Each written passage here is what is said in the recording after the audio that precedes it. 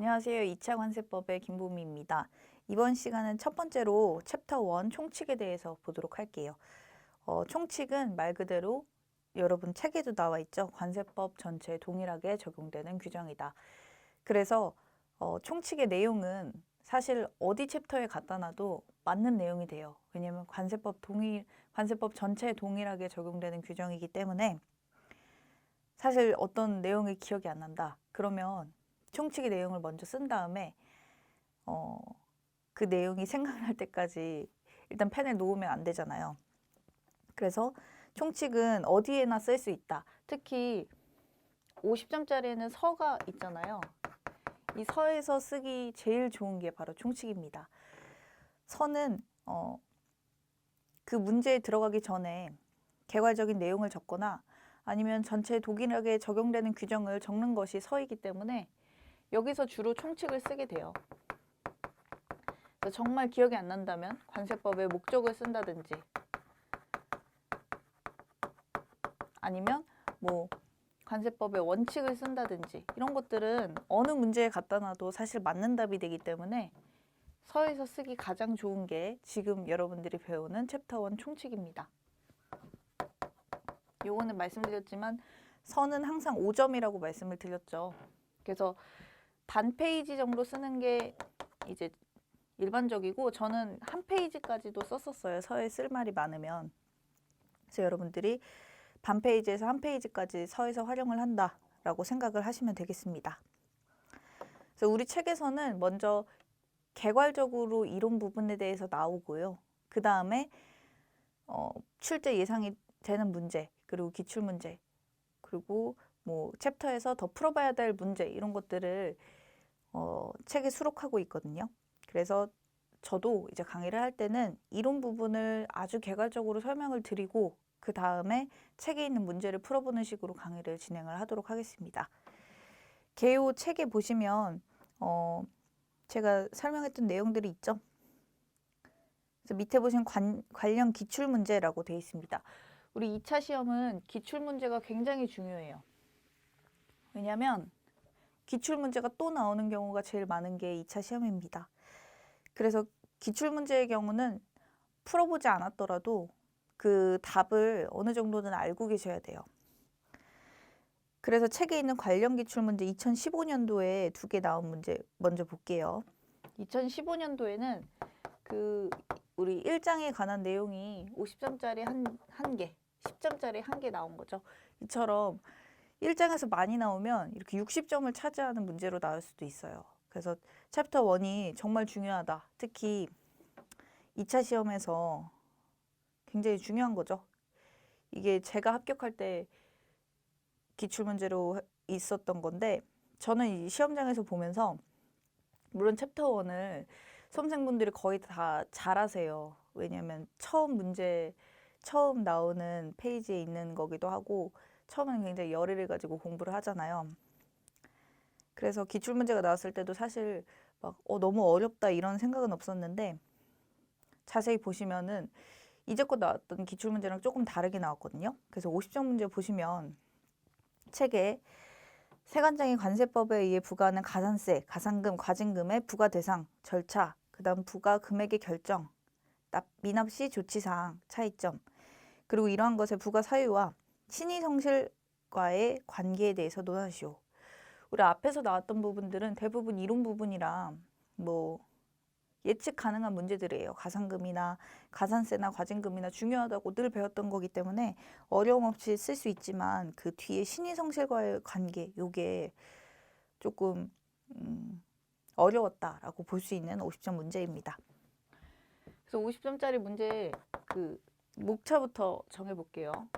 첫 번째 보시면 서를 쓰고 그 다음에 이제 서에 대해서 문제에서 요구하는 것들을 쓰는 거죠. 그래서 뭐 가산금, 가산세, 과태료 이렇게 해서 쓰시면 되겠어요. 그래서 1번 보시면 동그라미 1번의 부과 대상이었죠.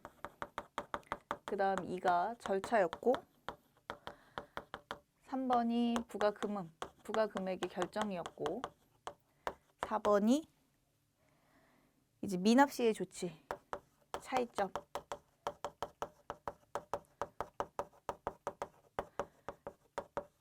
이렇게 쓰시면 돼요.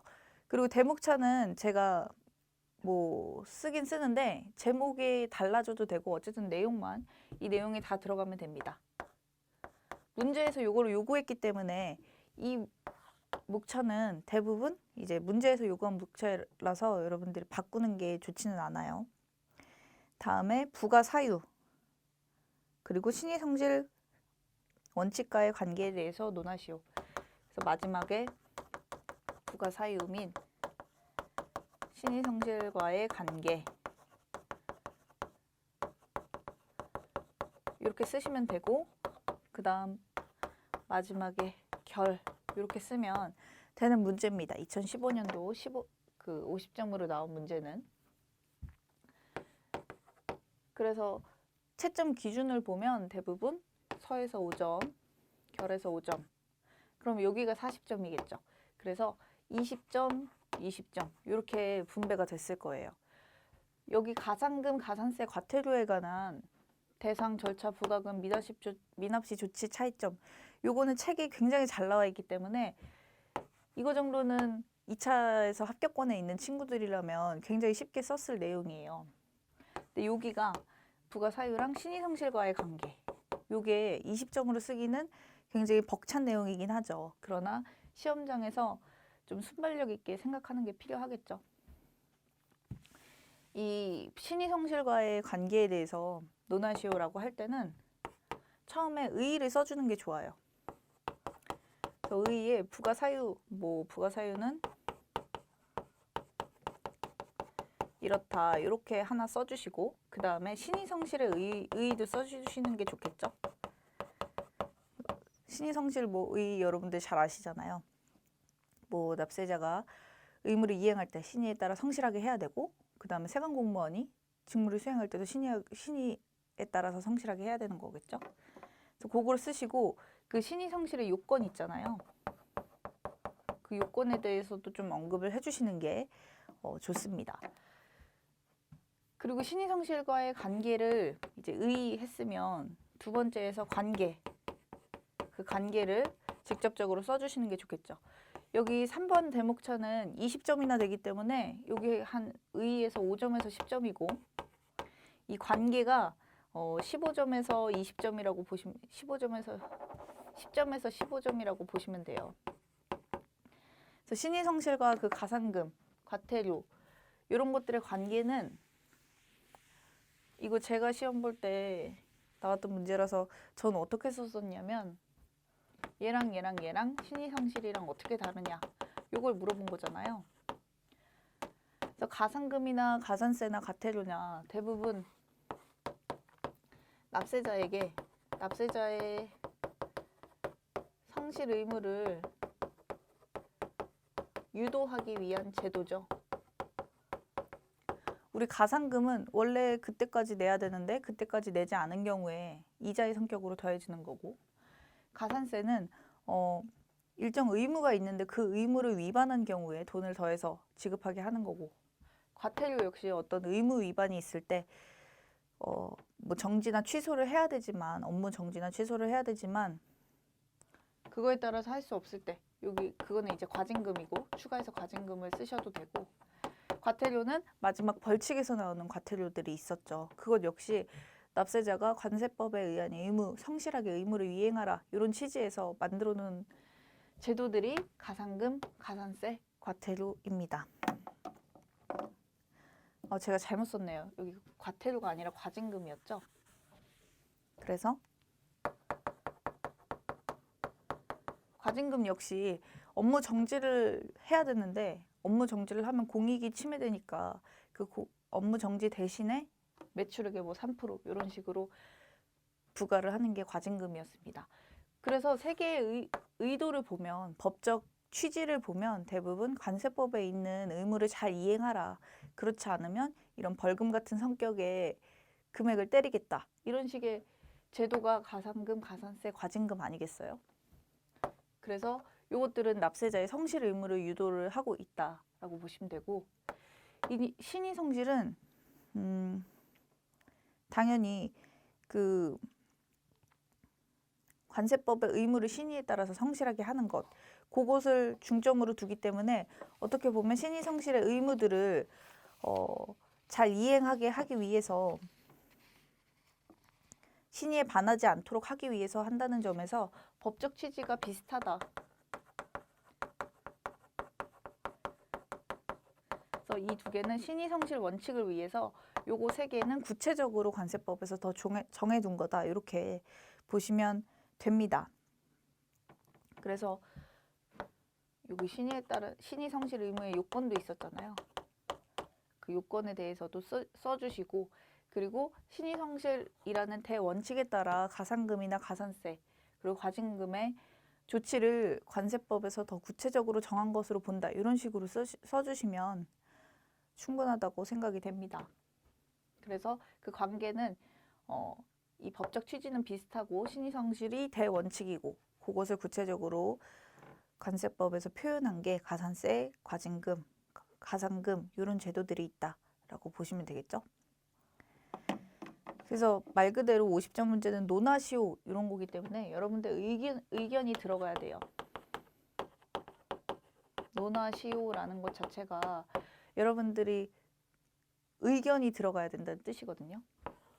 이게 논하시오 자체가 아무것도 아닌 것처럼 보이지만 채점자는 굉장히 거기에 신경을 많이 쓰고 낸 문제예요. 그래서 서술하시오라고 하면 말 그대로 법전에 있는 걸 그냥 쓰면 돼요. 근데 논하시오라고 하면 반드시 여러분들의 의견이 들어가야 됩니다. 그래서 가산금, 가산세, 과징금, 신의 성실과의 관계 여기에 대해서 논하시오라고 했기 때문에 그 여러분들의 생각도 한두 줄 정도는 써주시는 게 좋습니다. 그리고 마지막 결에서 결이 있죠. 결에서 뭐 쓸 게 없으면은 뭐 이 밖에도 뭐 관세법에서 벌칙 규정에 의해 관세법상 의무를 성실하게 유도하도록 의도를 하고 있다. 그래서 결에서는 이 본문에서 쓰지 못한 부분 추가적으로 쓰는 게 가장 좋습니다. 결에서는 문제에서는 물어보지 않았지만 이런 것도 있다라고 제시하는 게 주로 결이라고 볼 수가 있어요. 그래서 서에서는 뭐 법 적용의 원칙을 쓰던지 아니면 총칙에 나와 있는 다른 부분들 있죠. 그런 거를 써주시면 되는 문제였고, 그 내용은 이런 걸 써주시면 되고, 결에서는 뭐 추가로 벌칙 규정 여러분들이 잘 아시는 거 있죠. 징역형, 벌금형, 과태료 이런 것들을 써주시면 되는 문제입니다. 그래서 50점도 이런 식으로 그 목차를 잡으시면 생각보다 어렵지 않게 쓸 수가 있습니다. 그 다음 밑에 관련 기출 문제 볼게요. 15년도에 월별 납부의 의의, 효과, 신청 승인, 담보 제공, 승인 취소, 갱신 이렇게 돼 있죠. 이 10점짜리는 말씀드렸지만 그 목차를 다 주어져요. 그래서 1 보시면 뭐 의 써주시면 되겠고, 대신에 목차를 주는 대신에 그 목차를 하나도 빠짐없이 써야겠죠. 그 다음에 효과, 그리고 신청 및 승인.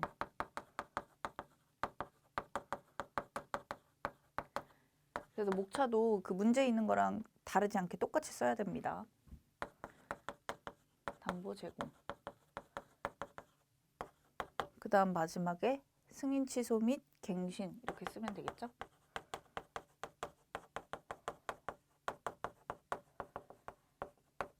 그래서 월별 납부 제도 배우신 대로 쓰면 되는 문제인데 5개니까 뭐 2점씩이었겠죠. 아니면 의 부분이 좀 기니까 의 부분에서 조금 더 점수를 할애할 수 있었겠지만 어쨌든 월별 납부는 이렇게 5개로 목차를 주어졌기 때문에 하나에 2점씩이다라고 생각을 하시면 됩니다. 그래서 의 보시면 여기 대상이 있죠. 월별 납부들 대상들 배우셨잖아요. 근데 그게 굉장히 많은데 그거를 대통령령 그 다음에 시행규칙에 있는 내용을 다 쓰지 마시고 어느 정도령 규칙에 정해져 있다 이런 식으로 처리하시는 게 좋아요. 이 대상을 다 쓰다 보면 50점짜리의 분량이 되기 때문에 이거 10점짜리잖아요. 그래서 그 대상을 대통령령에 따라 시행규칙에 따라 이런 식으로 처리하는 게 좋습니다. 저렇게 처리를 안 하면 그 서술 다 서술을 해야 되겠죠. 그래서 이런 식으로 써주시고 어느 정도 크게 그 카테고리 정도는 나눠줘서 한 5, 6개 정도로 써주시는 게 좋고요. 그다음 효과는 그 해당 월에 해당하는 것에 대해서 말일에 한꺼번에 납부하는 효과가 있죠. 거기에 속하는 달에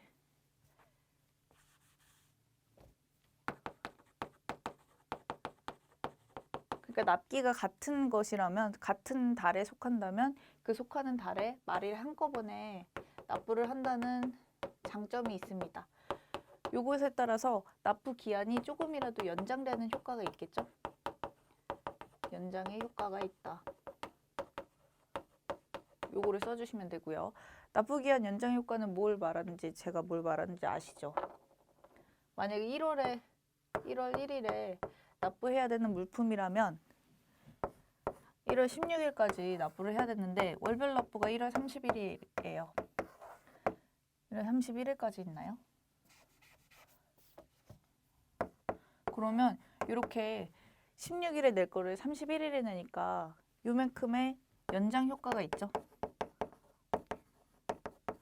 그래서 납부 기한 연장 효과가 어느 정도 있다라고 보시면 됩니다.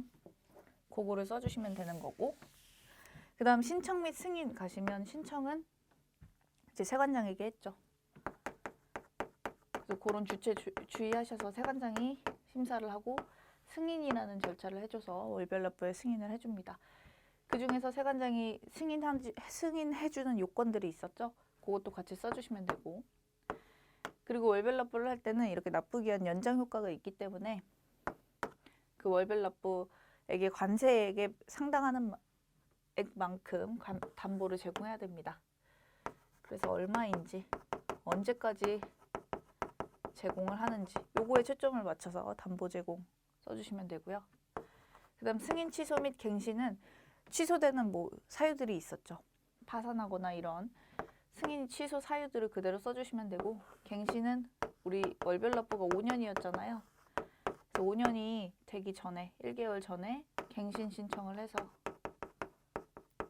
분할 납부가 아니라 이거 월별 납부니까 5년이 아니죠. 그래서 월별 납부 기간 전에 1개월 전에 갱신 신청을 해서 월별 납부를 한다라고 보시면 됩니다. 그래서 월별 납부 의의에는 대상을 주로 써주시면 되고, 그 다음 효과는 납부 기한 연장의 효과, 그리고 세관장에게 신청하고 승인을 받고 그 해당하는 관세에게 속하는 금액만큼 담보 제공을 해야 되고, 여기에는 신용담보 제공도 가능하다 이렇게 써주시면 되겠죠. 그리고 뭐 일정한 사유가 있을 때 파산이나 해산이나 이런 사유 외우셨죠. 그런 것들을 쓰고, 갱신은 1개월 전에 갱신을 한다. 그래서 월별 납부를 갱신할 수 있다. 이렇게 써주시면 되는 문제입니다. 그래서 월별 납부를 외우셨다면 쉽게 쓸 수 있는 문제였죠. 10점짜리는 이렇게 대부분 목차가 주어지다 보니까 어려움 없이 쓸 수 있는 게 바로 10점짜리 문제입니다. 그래서 여기까지 관련 기출문제를 보셨고요. 기출문제는 말씀드린 대로 너무나 중요하기 때문에 이미 나왔다고 안 보시지 마시고, 제가 보기에는 기출문제가 한 5년이 넘으면 나올 확률이 더 높아지는 것 같아요. 그래서 5년 전 문제까지 좀 봐주시는 게 좋습니다. 밑에 보면 필수 이론 다지기 보도록 하겠습니다. 1번 통칙, 관세법의 목적 있죠? 그래서 책 보시면 관세법은 관세 부과징수, 통관을 적정하게 하고 수입을 확보함으로써 국민경제 이바지함을 목적으로 한다. 법일조로서 50점 문제 서론의 활용도가 높다. 이렇게 돼 있죠. 그래서 말씀드렸지만 서론은 문제로 내용적으로 본격적으로 넘어가기 전에 어떤 내용이 있는지 개괄적으로 설명하는 거다 보니까 총칙이 관세법 전체에 적용된다고 말씀드렸잖아요. 그래서 가장 쓰기 좋다. 총칙, 특히 관세법의 목적은 정말 어느 서론에다 갖다 놔도 다 정답이 되기 때문에 관세법 목적 잘 쓸 수 있게 준비하셔야겠죠. 그리고 가끔 이런 고민 하시는 분들이 많아요. 2차를 어떻게 다 쓰냐, 내가 저거 어떻게 다 외우냐, 이런 분들이 있는데 2차는 그 말 그대로 키워드 위주로 써주시면 돼요. 그 채점하는 분들도 관세법을 전체를 다 외우지는 못해요. 대신에 중요한 부분의 키워드만 알고 있는 거죠. 그래서 채점을 할 때도 우리 기계가 채점하는 게 아니라 사람이 채점하잖아요. 그래서 어떤 단어가 있으면 그 단어를 보고 채점을 하는 거지 조사 하나하나까지 보고 채점하지 않습니다.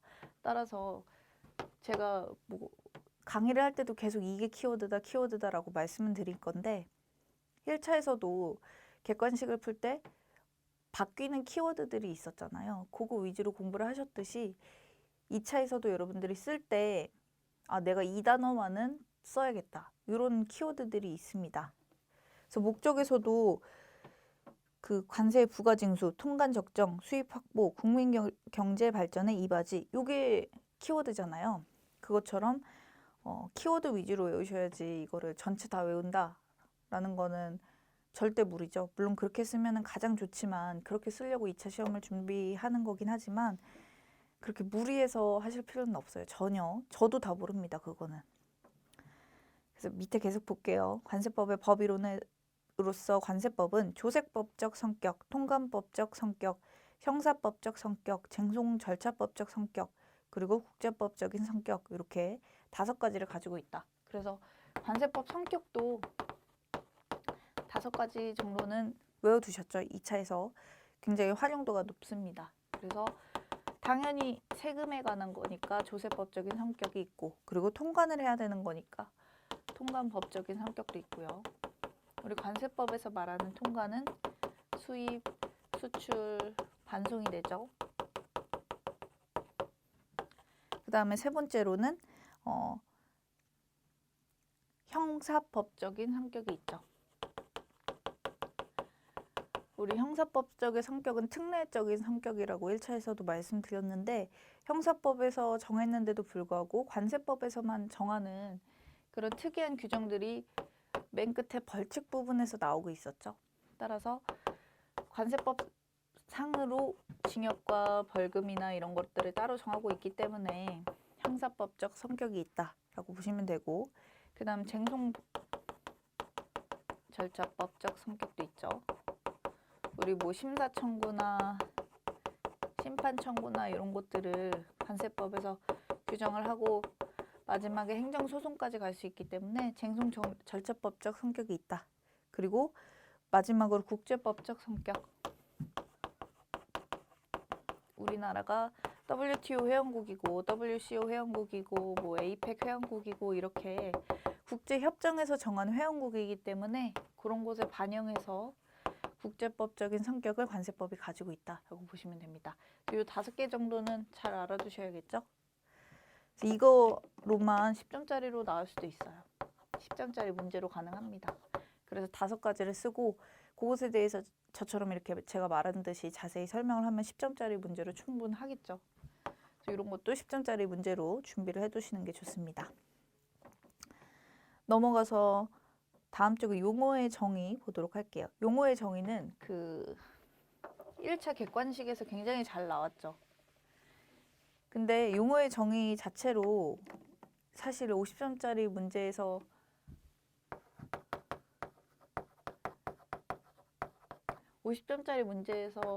또 단독으로 나오기는 힘들고 부분으로 나오기는 할 수 있지만 요거 자체가 단독으로 나오긴 사실 쉽지 않습니다. 그러나 문제에서 물어보면 써야 되기 때문에 용어의 정의는 당연히 알아두셔야 되겠죠. 그래서 특히 우리 통관에서 말하는 수입, 수출, 반송 요거의 용어의 정리가 가장 중요하겠죠. 용어의 정의 볼게요. 법 2조에서 수입이란 다음과 같다. 1번부터 4번 요거는 다 쓰셔야 됩니다. 1번 보시면 외국 물품 우리나라에 반입하는 것. 그리고 2번은 보세구역에서 경유하는 것은 보세구역으로부터 반입. 3번은 우리나라에서 소비 사용. 그 다음 4번 보면 운송수단 안에서 소비 사용. 이것도 외국 물품인 경우에 하나죠. 그 대부분 이제 외국 물품을 내국물품화하는 것이 수입이다라고 봐주시면 되겠습니다. 그 다음 2번 보시면 법 229조의 수입으로 보지 않는 소비 사용에 해당하는 경우 그리고 240조의 수입의 의제 여기가 있었죠. 그래서 수입은 크게 수입의 의 있고 거기에 더불어서 239조의 수입으로 보지 않는 소비 사용이 있었고 240조의 수입으로 보는 수입의 의제가 있었죠. 그래서 수입은 이렇게 세트다라고 보시면 됩니다. 그래서 만약에 수입이 단독 문제로 나온다면 이 수입만 가지고도 10점 문제로 나올 수는 있습니다. 50점짜리로 나오기는 힘들고 그래서 1번에 2번은 239조에 따라서 소비 사용으로 보지 않는 것, 수입으로 보지 않는 것 3번은 수입의 의제 이렇게 해서 10점짜리로 구성이 될 수가 있겠죠. 그래서 그 밑에 박스 보면 줄이 쳐져 있는데 그 줄 쳐 있는 부분이 대부분 키워드라고 보시면 돼요. 그래서 그 박스에 있는 것들을 다 쓰기는 사실 쉽지가 않죠. 그래서 줄 쳐 있는 내용대로 잘 써주시면 됩니다. 그래서 그 외의 용어는 밑줄 표시한 내용을 중심으로 숙지하면 된다라고 써 있죠. 그래서 밑줄 쳐져 있는 부분이 키워드이기 때문에 거기 부분 위주로 써주시면 됩니다. 그래서 한번 읽어보세요. 요거는 1차 시험에서 다 배웠던 내용이기 때문에 제가 따로 설명은 안 드릴게요. 그래서 용어의 정의를 다 외워라, 이렇게 통째로 다 외워라 라고 하면 힘들 텐데 그 밑에 있는 것처럼 밑줄 친 부분 중심으로 숙지를 하면 여러분들이 나름 쓸 수 있게끔 구성을 할 수가 있습니다. 다음 넘어갈게요. 3번 관세 징수의 우선이라고 돼 있죠. 우리 관세 징수의 우선은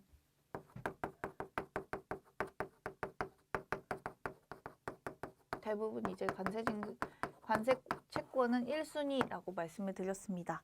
그래서 다른 채권에 비해서 우선한다. 우선을 하고 만약에 관세를 납부하지 않는 물품에 대해서도 국세를 납부할 때 국세와 동일한 순위로 한다. 근데 국세가 1순위죠. 그래서 결국에는 관세를 내는 물품이든 관세를 내지 않는 물품이든 관세는 1순위 채권이다 라고 배우셨었어요. 그 다음 관세법상 관세권의 확보. 관세가 1순위 채권이다 보니까 이것을 관세 채권으로서 확보하기 위해서는 어떤 것들이 있냐 라고 보시면 그 책 두 번째 줄에 19조 납세 의무의 확장. 그래서 요거는 인적 의무의 확장이었죠. 즉 원래는 화주가 납세자인 게 원칙이잖아요. 하지만 관세 채권을 화주만 납부하게 한다면 화주가 도망가면은 관세 채권 확보를 못하는 거죠. 그래서 인적 의무를 확장시켜서 납세 의무를 확보하고 있었고 두 번째가 이제 담보제도였죠. 그래서 뭐 관세 채권을 월별 납부나 분할 납부나 이런 것들을 할 때, 감면을 할 때 관세에 담보를 제공할 수도 있었습니다. 그 다음 3번 보시면 가상금. 그래서 책에는 확장, 담보, 가상금들이 관세채권의 확보 규정이다라고 보시면 되는데 가상금도 이제 일정 기한까지 관세를 내지 않은 경우 이자의 성격을 가진 그런 금액이었죠. 여기에 더불어서 뭐 가산세도 있겠죠. 가산세는 아예 어떤 의무를 이행하지 않은 경우에 관세채권 확보를 위해서 하는 거니까 가산세도 들어갈 수가 있습니다. 그래서 이것처럼 관세 징수의 우선권, 즉 관세 채권은 1순위 세율이기 때문에 다른 채권을 우선한다. 그래서 그 채권을 확보하기 위해서는 인적 의무 확장, 그리고 담보제도, 가상금, 가산세 제도 이런 것들로 관세법에 확보를 하고 있다라고 보시면 됩니다.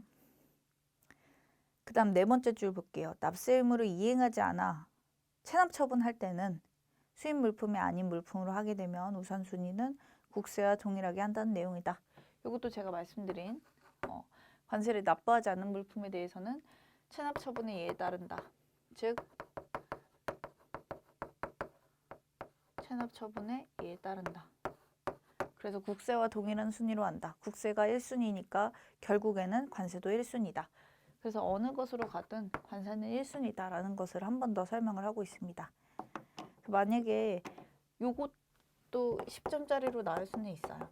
그래서 관세 채권에 우선하는 것 두 가지 조항을 써주시고 관세를 납부해야 되는 물품, 납부하지 않는 물품 두 가지 써주시고 이 확보를 위해서는 이런 네 가지 관세법상 제도를 위해서 제도를 통해서 관세채권 확보를 하고 있다. 이렇게 써주시면 됩니다.